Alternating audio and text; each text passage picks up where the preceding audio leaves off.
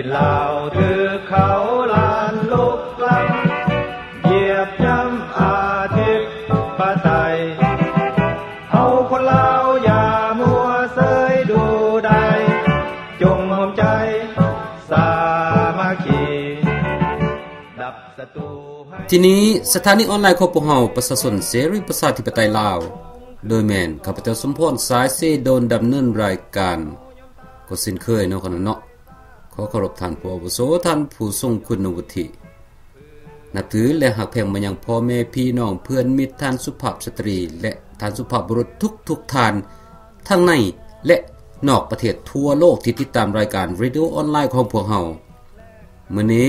แม่นมื้อวันพฤหัสวันที่25ตุลา2012ตรงกับขึ้น10ค่ำเดือน11พุทธศักราช2555พ่อแม่พี่น้องวันนี้พวกเขาได้มีบทความที่ให้รู้เรื่องว่าการแก้ไขปัญหาลาวอย่างสันติมีสัญญาณที่ดีและจากนั้นก็แม่นเป็นคำถามของข้าพเจ้าซึ่งถามท่านอาจารย์สมนึกฟองสุวรรณจากนั้นก็เป็นว่าจบรายการเหมือนเดิมเนาะแล้วต่อไปเพื่อบ่เป็นการเสียเวลาขอเชิญพี่น้องติดตามบทความของเฮาได้เลยการแก้ไขปัญหาลาวอย่างสันติมีสัญญาณที่ดีนโยบายแก้ไขปัญหาลาวอย่างสันติวิธีในปัจจุบันนี้แม้นกำลังฟดเดือดอยู่ในลาวประชาชนลาวในทุกเพศทุกวัยได้เข้าร่วมกันต่อสู่อย่างสันติวิธีอย่างเป็นขบวนฟดฟื้นมีทุกรูปแบบตามเงื่อนไขของภายลาวเพื่อบีบหัดให้พรรครัฐต้องเคารพต่อสิทธิเสรีภาพของประชาชนการเรียกร้องขอความเป็นธรรมในด้านการยึดเอาที่ดินที่ทำมาหากินของประชาชน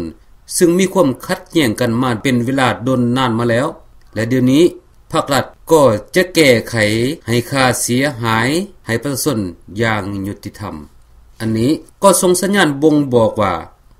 ภาครัฐได้เข้าใจถึงความทุกข์ยากลำบากของพ่อแม่พี่น้องประชาชนที่อาศัยแต่ดินดอนต้นหญ้าให้หน้าหัวสวนเป็นบ่อนทำมาหากินเลี้ยงชีพเลี้ยงครอบครัวถ้าภาครัฐเอาดินดอนต้นหญ้าของพวกเขาไปโดยที่บ่จ่ายให้เขาในราคาที่ถูกต้องเหมาะสมยิ่งไปกว่านั้นยังเอาไปขายให้ต่างชาติในราคาแพงโดยอ้างเอาการสร้างสาพัฒนาประเทศชาติมาเป็นสากบังหน้าก็เท่ากับว่าภาครัฐเป็นผู้นำที่ทรยศต่อชาติต่อประชาชนของตนเองเท่านั้นถ้ามีรัฐบาลแบบนี้บ่จำเป็นจะมีรัฐบาลก็คงจะอยู่เย็นเป็นสุขดีกว่านี้การเรียกร้องขอให้ภาครัฐแก้ไขของพ่อค้าแม่ค้าตลาดเช้าในวันที่20กันยายน2012นั้นก็เป็นตัวอย่างอันดีในการต่อสู้ตามแนวทางสันติวิธีถึงแม้จะถูกภาครัฐข่มขู่ต่างๆนานาแต่พวกเขาก็เชื่อว่าเป็นหนทางที่ถูกต้องในการร้องขอความเป็นธรรมอย่างสันติวิธีในเวลาที่พ่อค้าแม่ค้า300กว่าคนเข้าไปอยู่ในห้องแถลงเข้าไปอยู่ในห้องการแนวลาวสร้างชาตินั้นท่านศรีสวัสดิ์แก้วบุญพันธ์ก็ให้หัวหน้าประท้วง3คนรายงานตัวมีนางตุ้ยกับแม่ของลาวเป็นคนลาวจากแขวงเสียงขวางและเคยเป็นนักปฏิวัตินางตุ้ยได้อพยพไปอยู่ประเทศฝรั่งเศสและได้แต่งงานกับคนสัญชาติฝรั่งแล้วกลับคือเมืองลาวอีกผู้หนึ่งชื่อเฒ่าโนเป็นคนมาจากแขวงอุดมไซและเคยเป็นนักปฏิวัติท่านศรีสวัสดิ์แก้วบุญพันธ์ข่มขู่พวกเขาว่า 1. พวกเจ้าบ่ได้เฮ็ดการปฏิวัติแต่พวกเจ้าต้นหนีการปฏิวัติ 2. พวกเจ้าต้านพรรคต้านรัฐเฮ็ดให้พรรครัฐเสียหน้าเสียตา 3. พวกเจ้าคัดขวางและกดน่วงทวงดึงโครงการพัฒนาสร้างสาประเทศชาติของพรรครัฐมีสิทธิ์ทับม่างอันเก่าและสร้างอันใหม่ขึ้นแทน 4. พวกเจ้าเป็นกลุ่มคนบ่ดีการนาบคูข่มเหงนีบเต็งจิตใจพวกข้าแม่ค้านี้ก็เฮ็ดให้พวกประท้วงมีความย่านกลัวโดยเฉพาะขอกล่าวหาว่าเป็นกลุ่มคนบ่ดีแต่พวกเฮาประชาชนเสรีประชาธิปไตยลาวซึ่งพรรครัฐถือว่าเป็นพวกกลุ่มคนบ่ดีต้านพรรคต้านรัฐแบบสันติวิธีและพวกเฮาก็ได้ออกวิทยุเสรีประชาธิปไตยลาว96ไปแล้วเรียกร้องให้พรรครัฐให้ความเป็นธรรมแก่พวกเขาตามทางควร และพวกเฮาก็ได้เสนอให้องค์การจัดตั้งสากลรับรู้และติดตามอย่างใกล้ชิดเป็นที่เรียบร้อยไปแล้วถ้าพวกพ่อค้าแม่ค้าที่ประท้วงถูกภาครัฐจับกุมก็ให้ติดต่อมาหาพวกเฮาโดยด่วนตามอีเมล seriprasad@hotmail.com ของพวกเฮาแต่ภาครัฐก็แก้ไขอย่างเหมาะสมแล้วเช่น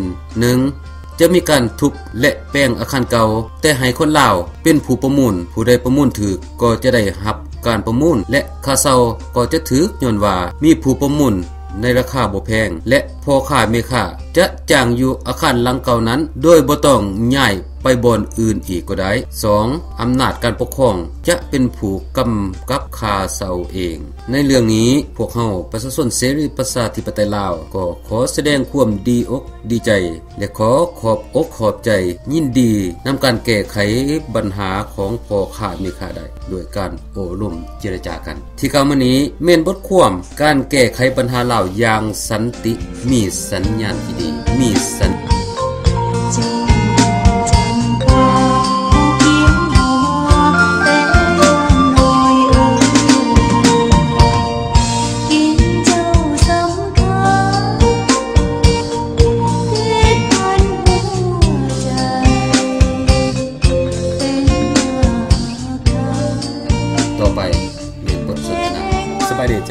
สบายดีอาจารย์ก็มีอีเมลตั้งหลวงตั้งหลายแต่ว่าอยากเอามาจัก 2-3 คำถามอาจารย์อยากเอาคำถามที่ว่าเพิ่นเขียนมาว่าขอให้ทางวิทยุเสรีประชาธิปไตยลาวออกข่าวประนามภาครัฐให้แด่ว่าซั่นเด้เกี่ยวกับ 1. การค้าของภาครัฐบ่เสียภาษี 2. การปราบปรามนักศาสนา 3. การขับรถก็บ่มีใบขับขี่ 4. ความเปื้อเปื้อนการอนามัยอยู่ตามโรงหมอที่ว่ามีเด็กน้อยเป็นโรคทอกท้องแต่ก็บ่ได้รับการเป็นปัว 5. เวียดนามไปฮอนค่ำอยู่น้ำเซบันสะเภาแขวงอัตตปือจึงอยากให้อาจารย์นั้นได้ตอบตามข้อมูลที่เพิ่นส่งเข้ามาเนี่ยอาจารย์จะเห็นเป็นอันใดก็มีข้อมูลของเพิ่นส่งเข้ามาอยู่ก็สิตอบพออันเอาออกมาได้ดังนี้ว่าซั่นเถาะเพราะเพิ่นเขียนยาวหลายนะแต่ว่าก็พอสรุปได้จังซี่1เกี่ยวกับเรื่องว่าการค้าของภาครัฐภาคส่วนบ่เสียภาษีส่วนใหญ่หนะเพิ่นว่าแม่นของพวกลูกหลานอันของคณะภาครัฐผู้มีอำนาจอิทธิพลว่าซั่นเด้บ่ปฏิบัติกฎหมายเอาเงินเข้าทงโลดแล้ว2หันเกี่ยวกับว่าเรื่องศาสนาหนะจนว่าอยู่อันบ้านบุงว่าซั่นเถาะเมืองเซกองซื่อเท่าสุบันถูกตำรวจเซกองจับไปฆ่าถิ่มในเดือนอัน3ปี2010ย้อนว่าลาวหันถือศาสนาคริสเตียนว่าซั่นเด้อันโตที่3หันว่าการอันจราจรอยู่เวียงจันทน์หั่นนะบ่มีใบขับขี่ว่าซั่นเด็กเล็กเด็กน้อยหรือว่าชายหนุ่มหญิงสาวอย่างนี้ก็ขี่ไปทั่วทิศทั่วแดนเกิดอุบัติเหตุก็ถึกต่ำกันตายปีละบ่ต่ำกว่า100กว่าคนว่าซั่นเด้แล้วก็โตที่4เว้าถึงเรื่องอันสาธารณสุขบ่หรือว่าความเปื้อเปื้อนตามตลาดตามถนนหนทางอีหยังหั่นนะเพิ่นก็บอกว่าอันเด็กน้อยอยู่ทำโรงหมอหั่นน่ะก็เจ็บท้องขี้ทอกท้องอีหยังก็แพทย์หมอก็บ่ได้เอาหวานเอายาให้กินบ่ได้กำกับนับซ่าอีหยังคันว่าอยู่ตามถนนหนทางกับเขาขายปูขายปลาขายผักขายหญ้าอีหยังๆกับใส่กับพื้นดินหั่นแหละว่าซั่นบ่จักแมงวันต้อมบ่จักนอนเจาะอยู่ก็บ่มีเจ้าหน้าที่อีหยังกำกับนับซ่าว่าซั่นเด้แล้วก็อยู่แขวงอัตตปือหันกันเว้าเรื่องว่าแม่นพวกอันเวียดนามน่ะเขาเอาเรือใหญ่ไปจอดอยู่น้ำเซหั่นแหละเซก้องไหลผ่านอัตตปือลงไปหั่นมันก็เป็นอันอยู่บ้านสะเภาว่าซั่นเด้อยู่ทางใต้ของเมืองสมัครที่ไสหั่นพวกเขาหันพากันฮ้อนค่ำแล้วก็เฮ็ดน้ำคุณน้ำกดไซยาไนด์หั่นเปื้อเปื้อนลงก็ถึกคนเจ็บเป็นแล้วประชาชนก็บ่พอใจเกิดพิษเถียงกันแล้วประชาชนมันก็หายแห้งแล้วเว้ยพิษกับพวกนั้นกับพวกเวียดหั่นแต่ว่าบัดนี้ภาครัฐหั่นก็ให้พนักงานเพิ่นมาจับเอาไปขังคุกแล้วก็เอาไป10คนไปขังคุกแล้วก็ไม้ผู้ละ 500,000 กีบอ้างว่าอันลุลาพาเปียภาครัฐว่าซั่นเด้บ่เคารพนับถือภาครัฐการจัดตั้งบัดนี้พวกเวียดหั่นเห็นประชาชนบ่พอใจเขาก็เว้าให้ฟังว่าอันแม่นคันถึงของหมู่เจ้าได้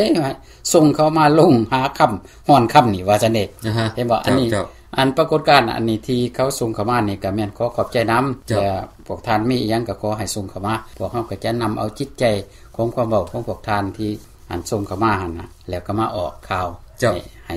ทุกคนได้รู้จักนำเจ้าเดี๋ยวเอามาบอกตัวนี้ไปเลยอาจารย์ตัวนี้ถามมาเกี่ยวกับอาจารย์คักๆเลยล่ะว่าถามมาว่า เฮียนทันนายกรัฐมนตรีคนใหม่ในอนาคตที่จะมาถึงในไว้ๆนี้ว่าซั่นข้าพเจ้าอยู่ฮู้จักว่าถ้าหากท่านได้เข้ามาเป็นนายกรัฐมนตรีในปี2014นี้พวกพนักงานของภาครัฐของพรรคประชาชนปฏิวัติลาวที่พวกเขากำลังเฮ็ดเวียกในปัจจุบันนี้นะ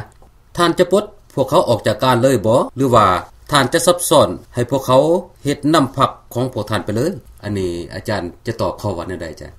เกี่ยวกับเรื่องนี้นี่นะอันนี้ข้าพเจ้าก็ขอบใจที่ส่งเข้ามาเนี่ยเพราะว่าจดหมายของท่านนี่ส่งเข้ามาเป็นเทื่อที่2แล้วเว้าทำนองเดียวกันนี่นะแล้วข้าพเจ้าก็ยังบ่ทันมีเวลาตอบฉะนั้นจังว่าข้าพเจ้าจะขอให้ความกระจ่างแจ้งแก่ท่านเลยโลดแหละเพราะว่าเฮามีระเบียบการของพวกเฮานะให้บ่เฮาก็ได้มีนโยบายเกี่ยวกับพวกอ้ายน้องในทันแถวของภาครัฐในปัจจุบันนี้บ่อันนโยบายข้อที่1นะเว้าเรื่องนโยบายไปโลดแล้วเพราะว่านโยบายอันนี้พวกเฮาก็ได้ส่งให้ภาครัฐเวียงจันทน์นับตั้งแต่มื้ออันประกาศการต่อสู้กันปี1984พุ่นแหละว่าซั่นเถาะแล้วก็ยังปฏิบัติมาตามเดิมอยู่บ่มีหยังเปลี่ยนแปลงนโยบายข้อที่1เว้าว่าพวกเฮาประชาชนพรรคและกำลังทัพเสรีประชาธิปไตยลาวรับประกันเด็ดขาดบ่ให้มีการประท้วงหรือว่าท่วงท้าวอันเรื่องเก่าแก่ว่าซั่นเถาะแล้วก็รับประกันบ่แตะต้องหน้าที่หรือตำแหน่งของพนักงานภาครัฐและก็อ้ายเอ้ยน้องในทันแถวทุกท่านเป็นเด็ดขาดคือหมายความว่าพวกเฮาบ่ได้แตะต้องหน้าที่ตำแหน่งของพวกเพื่อนว่าซั่นเถาะไปอยู่จังได๋ก็อยู่จังซั่นข้อที่2นี่พวกเฮาประชาชนพรรคและกำลังทัพเสรีประชาธิปไตยลาวรับประกันสิทธิเสรีภาพและความเสมอภาคในทุกด้านของอ้ายเอ้ยน้องบรรดาทานในทันแถว3พวกเฮาประชาชนพรรคและกำลังทัพเสรีประชาธิปไตยลาวให้พวกทานอ้ายน้องในทันแถวทุกทั่วหน้าต้องแก้ไขทุกปัญหาศาสตร์ร่วมกันให้รับประกันความเสมอภาคและความเป็นกันเองในทุกระดับข้อ4พวกเฮาประชาชนพรรคและกำลังทัพเสรีประชาธิปไตยลาวรับประกันทุกผลงานการสร้างชาติของบรรดาทานอ้ายน้องในทันแถวอย่างเสมอภาคข้อ5พวกเฮาประชาชนพรรคและกำลังทัพเสรีประชาธิปไตยลาวรับประกันการสร้างเศรษฐกิจให้ดีขึ้นกว่าเก่าและท่วงทันกับความเหี่ยวแห้งต้องการของชาติร่วมกันกับบรรดาทานอ้ายน้องในทันแถว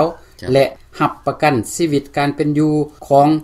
ทุกคนภายในชาติให้ดีขึ้นพร้อมกับเวียกเฮ็ดงานทำข้อ6พวกเขาประชาชนพรรคและกำลังทัพเสรีประชาธิปไตยลาวรับประกันสิทธิเสมอภาคในการป้องกันและรักษาความมั่นคงของชาติร่วมกันกับบรรดาทานอ้ายน้องในทันแถวอย่างเสมอภาคกันในทุกระดับ7พวกเขาประชาชนพรรคและกำลังทัพเสรีประชาธิปไตยลาวรับประกันสร้างเส้นทางการเมืองการปกครองและการสร้างศักราชใหม่แห่งความปองดองชาติครั้งนี้ร่วมกันกับบรรดาทานอ้ายน้องในทันแถวทุกทานอย่างเสมอภาค8พวกเขาประชาชนพรรคและกำลังทัพเสรีประชาธิปไตยลาวรับประกันการสร้างสังคมใหม่สังคมแห่งความเสมอภาคให้สดใสกว่าเก่าร่วมกับบรรดาทานอ้ายน้องในทันแถวอย่างพร้อมเพรียงกัน9พวกเฮาประชาชนพรรคและกำลังทัพเสรีประชาธิปไตยลาวจะถือว่าไผก็ตามบ่ว่าจะอยู่ในทันแถวหรือบ่ถ้าหากแสดงท่าทีต้านยันตอบโต้การต่อสู้แบบสันติวิธีจะถือว่าผู้นั้นเป็นศัตรูของชาติของประชาชนแม้นจะต้องถูกสะสาง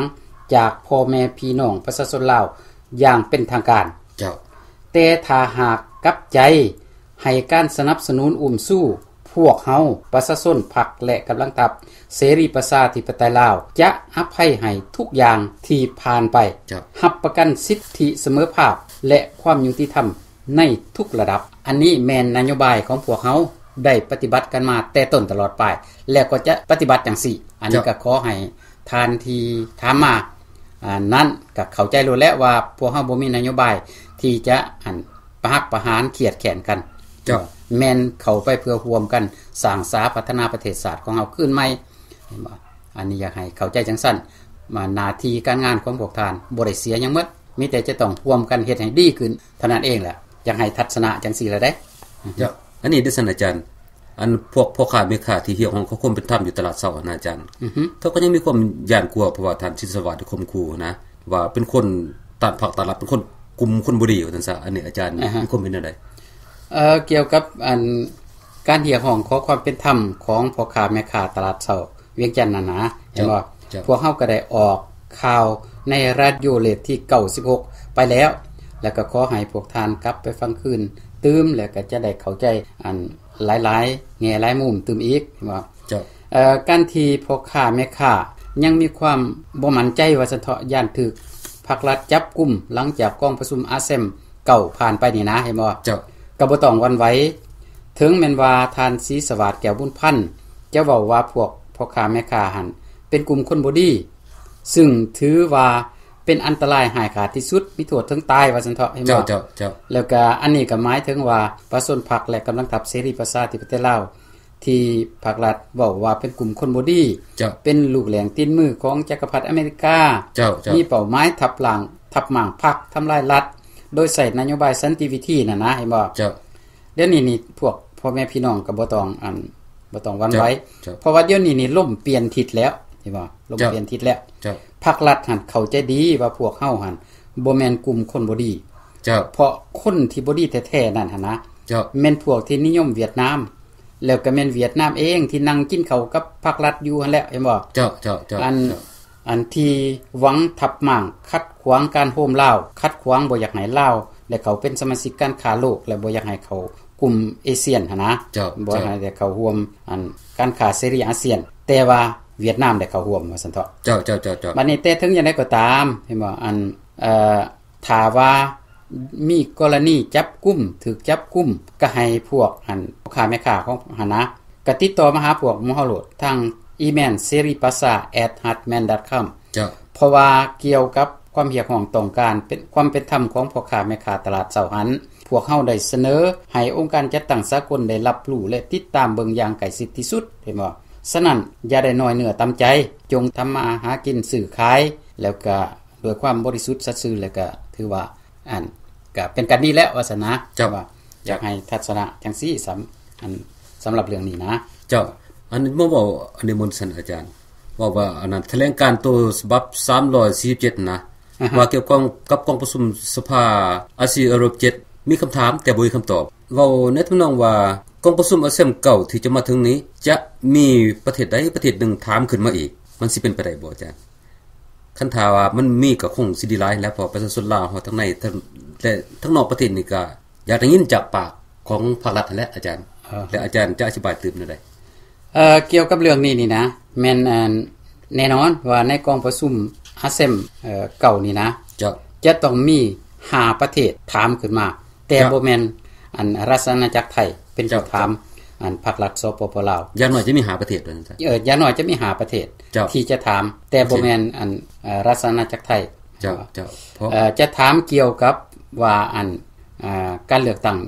อย่างเสรีอยู่ในลาวนี่นะจะมีขึ้นแท้บ่หรือว่าจังได๋แหละเพื่อให้รัฐบาลลาวได้ตอบนะได้ชี้แจงส่วนว่าอันนั้นจะบ่แม่นรัฐบาลไทยถามหาก็ย้อนว่าอันรัฐบาลไทยนี่เพิ่นได้ลบล้างอันกฎหมายเกี่ยวกับการปราบปรามคอมมิวนิสต์แล้วให้บ่และเพิ่นก็มีสัญญารักษาความสงบเรียบร้อยชายแดนลาวไทยไทยลาวอันแต่สมัยท่านทักษิณชินวัตรเป็นนายกพุ่นนะให้บ่แล้วก็ท่านทักษิณชินวัตรนี้เพิ่นก็ปกป้องผลประโยชน์ของเพิ่นที่ไปลงทุนอยู่ลาวเห็นบ่แล้วก็ปกป้องให้ลาวหั่นแหละเขามาอันจ้างมือปืนเที่ยวเลาะยิงอันคนลาวแล้วก็อุ้มไปขาถิ่มอย่างปาเถือนอันโหดหายที่สุดแหละเห็นบ่แล้วก็ทั้งที่ว่าประชาชนลาวเหล่านั้นหั่นเขาก็บ่ได้เฮ็ดผิดหยังก็เคารพต่อกฎหมายบ้านเมืองทุกอย่างแล้วก็เป็นที่ฮักแพงอันของพ่อแม่พี่น้องประชาชนไทยอันหันเป็นอย่างดีฉะนั้นจังว่าอันขอให้รัฐบาลไทยที่ยะนางยิ่งลักษณ์ชินวัตรเป็นนายกรัฐมนตรีนี้จงได้ให้ความปณีสงสารพวกเขาอย่าได้บังคับข่มขู่ว่าพวกเขาหันเป็นกลุ่มโจรคำซาดเพราะว่าพวกเขาเหล่านั้นหันนะก็ล้วนแล้วแต่เคยให้ความร่วมมือในการรักษาความมั่นคงของประเทศไทยมาก่อนอันนี้ อันนี้อยากสรุปสั้นๆจังซั่นแต่ว่าแน่นอนว่าจะต้องมีผู้ถามแล้วเกี่ยวกับเรื่องนี้นี่นะเจ้าก็ให้ทัศนะจังซั่นแล้วเด้เห็นบ่ก็เข้าใจนำอาจารย์เวลาเฮาก็ได้เลยมาเนาะสำหรับวันนี้รายการ Radio ออนไลน์ของพวกเฮาประชาชนเสรีประชาธิปไตยลาวโดยแม่นข้าพเจ้าสมพรสายเสดลก็ต้องขอบอกเข้าใจนำทุกท่านทั้งในและนอกประเทศทั่วโลกที่ติดตามรายการวิดีโอของพวกเฮามาเป็นประจำเนาะและก็ขอขอบใจทุกอีเมลที่ส่งเข้ามาหาพวกเฮาได้คอมเมนต์ได้ออกอากาศหรือบ่ได้ออกอากาศก็แม่นเป็นหูเป็นตาเนาะมีส่วนร่วมช่วยกันสร้างสรรค์พัฒนาประเทศเฮาให้ไปในทางที่ดีเนาะพร้อมเดียวกันนี้ก็ขอให้ทุกท่านจงมีแต่ความสุขความเจริญพบกันใหม่โอกาสหน้าพบกันใหม่สบายดีพบกันใหม่สบายดีพบกันใหม่คือแก่นแทนหัวใจกันไว้ลืมเสียความพันหายห่วงใจกันสานาน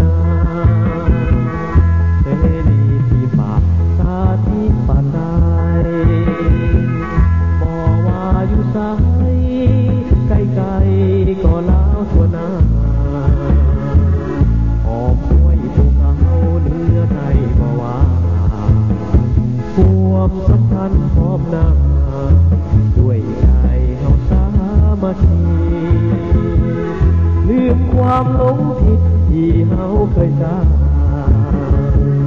แย่งดีเพียงเด่นนั่นเห็นเป็นเพียงหน้าไม้ลืมความกดดันของการเป็นทาสสงคราม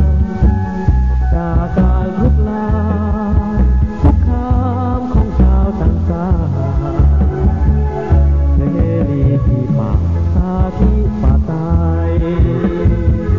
แนวทางแจ่มใสกว้างไกลเพื่อลาวทั้งชาติด้วยเป็นความหวังของประชาราษฎร์ขอลาวจ